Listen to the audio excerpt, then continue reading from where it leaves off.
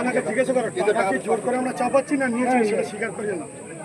আরে পরে বলবো যে এই যে 40,000 টাকা কাটমানির ব্যাপার, এটা অরিজিনালি টাকা নেওয়া হয়েছিল তো? আমরা জোর করে চাপাচ্ছি না, নিয়েছিল যে ব্যক্তি নিয়েছিল সেই মুখে স্বীকার করলো। পরে আইএসএফকে আপনাদেরকে দেখানোর চেষ্টা করছি যে তৃণমূলের যে গুন্ডা বাহিনী তারা কিন্তু কাটমানি নিয়েছিল ইন্ডিয়ান সেকুলার ফ্রন্টের যে কর্মী সমর্থক, তারা কিন্তু প্রকাশ্যে স্বীকার করেছেন যে তারা টাকা নিয়েছেন।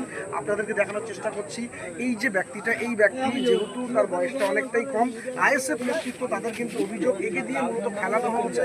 মূলত এর বাচ্চা ছেলে একে দিয়ে খেলিয়ে এর পিছনে যে রাঘব বোয়াল, সেই রাঘব বোয়াল কে হতে পারে সেটা আমরা সরাসরি জানার চেষ্টা করবো। কে আপনাকে দিয়ে সবগুলো করিয়েছে? ওই তো ওরাই। আমার প্রথম মাদার যে মেম্বার ছিল সে আমাদের সবকিছু মেম্বারের নাম কি? নজরুল।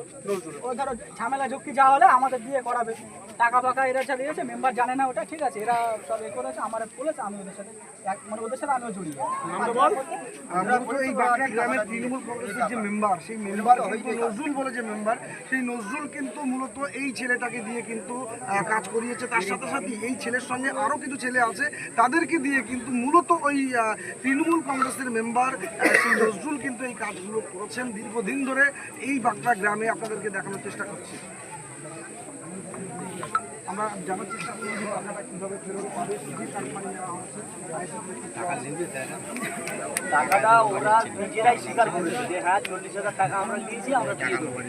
আমরা যে যার হাতে ডিল হয়েছিল টাকা দিয়ে স্বীকার করেছে যে হ্যাঁ টাকাটা আমরা